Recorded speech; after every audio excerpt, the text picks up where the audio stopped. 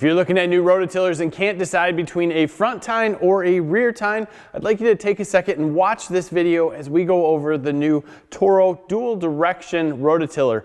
This is the best of both worlds as far as having front tine or rear tine. For the most part, the rear tines will either spin in the forward direction, the same way the wheels will spin, or they will spin in a counter-rotating direction, the opposite way of the wheels, and that will give you the benefits of working in a softer soil at a faster speed, or working in a more compact or clay type soil and being able to use this without getting beaten up per se, and also have it go at a nice slow speed where it just tears into the ground and makes it come out looking like sand. And that's really the awesome part about having a dual direction. Let's come in, go over this guy.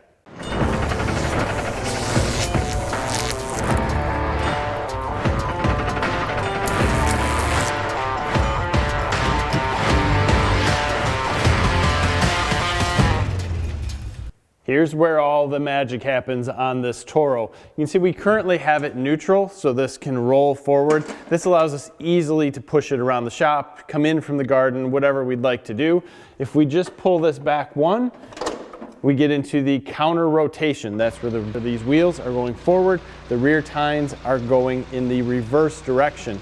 That is going to allow you to basically go into more compact soil and do things right. Now in that case, this drag stake that's back here is going to be your limiter as far as how deep that you go. So you're not going to want to bury that into the ground per se like that, because that's going to limit your depth. If you pull it up, you're going to go deeper. If you push it down, you're not going to go as deep. So that works out great in that situation. If you want to use this just to move between different areas and you want to use the drive wheels in the motor, you put it in drive. These rear tines will actually spin freely at that point in time, and then the drive wheels will push you around. You can see that we're stuck here in this. And if you want to come back one, this is the standard rotation where these drive wheels will go forward. So will the tires. That case, you want to take this drag stake and you want to push it down in order to get this unit to get to the right depth. So the further you push it down, the further it will dig in. And that seems a little counterintuitive, but what happens here is as these are going forward, if you hit a little rough patch, you just put a little pressure down on the rear handles and that will dig this drive stake in a little more, and it won't allow it to lift the front and go. And it doesn't take much pressure, and that's the beauty of this whole thing. So this drive stake, very important for what you want to use it for in the different modes, and you need to just know in the standard rotation, it's going to help you, to get to a deeper depth, but in the counter rotation, it's going to be used as more of a depth stop. One of the items that really drew me to this tiller was this innovative tire design. It's wide enough where it'll float over some lighter soil, but it's also got a good tread design where it will dig in and help you when you're in that more compact soil. There's not a lot of tread here, but this is a little bit of a harder tire. It still is rubber and you can still move it without issue, but the design of it helps to really grab soil when it needs to, or float over soil when you need that also. The engine on this Toro tiller is a 127cc 3.5 horsepower Briggs & Stratton. Now this guy has started excellent right from the get-go. You have a fuel shutoff valve here, so to the right side of the motor it is shut off. That is great because it's good to help you run the fuel out of the carburetor at the end. And while we're talking about that, I would highly recommend you use Stable in your fuel if you use anything with ethanol, or try to use rec fuel. Now just above that you have the choke, so we'll move the choke to the right side to make sure that that's on. Make sure that you have the run switch in the on position. This dude here controls our idle. We will just bring this down to an idle and then it's easy to pull. We didn't turn the choke off in time.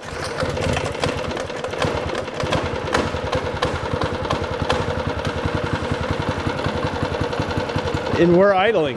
That's absolutely amazing. This thing is pretty quiet when it's idling, and you might see a little bit of blue smoke here. That's just fuel that's been sitting there.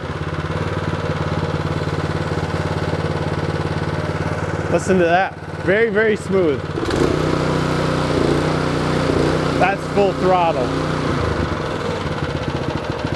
Very easy, very, very easy to run. That's the whole thing with it. When you're ready to run, you just crank this guy up to full throttle, then go up to the handlebars. To run the tiller, you have good grips here.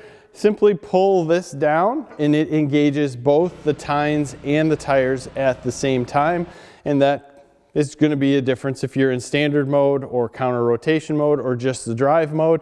And then you can use this to put a little bit of weight down if need be, or you can lift up however it goes. This isn't going to bounce you around much, and you can see I'm pushing down here and I get a little bit of flex right here.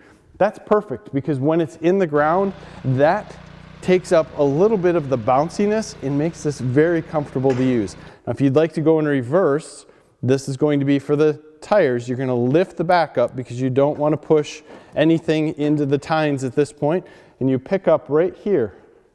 And as you pick up, you can just use this. It will come back with you and get you out of any situation you're in with power to the tires. To show you how this works, I went into our pumpkin patch that hasn't been worked up at all since the spring.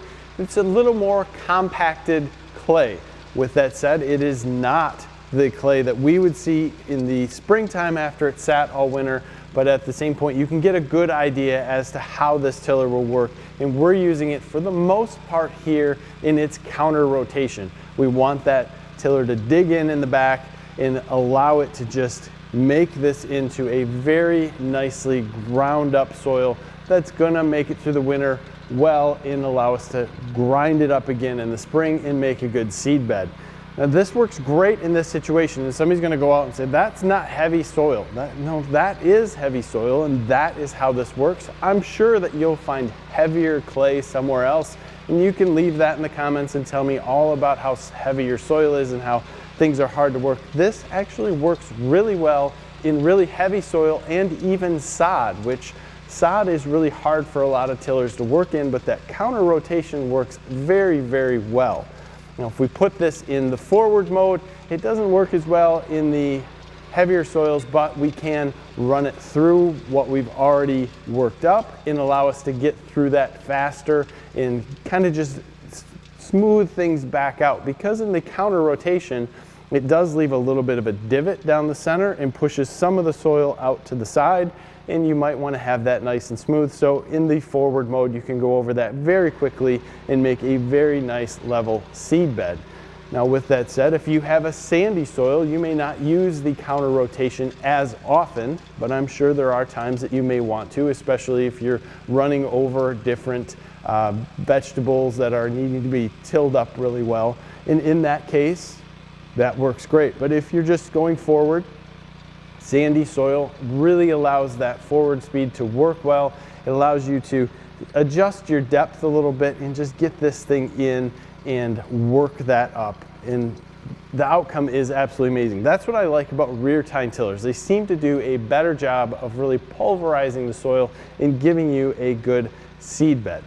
Overall, I'm really thrilled with how this Toro worked in our soil conditions that we have here, which is more of a clay type black dirt. I really enjoyed using it, and there's not many times I can say I enjoy going out and standing behind a tiller, but this handle system and the little bit of springiness it has and the great control that you have over the unit really made for a comfortable situation, and that is something I can't say about a lot of tillers on the market. I'm sure you have some questions, so please leave them below. I also welcome comments. Please give me a like on this video. Subscribe to the channel if you haven't already. Thank you for your time. Have a great day.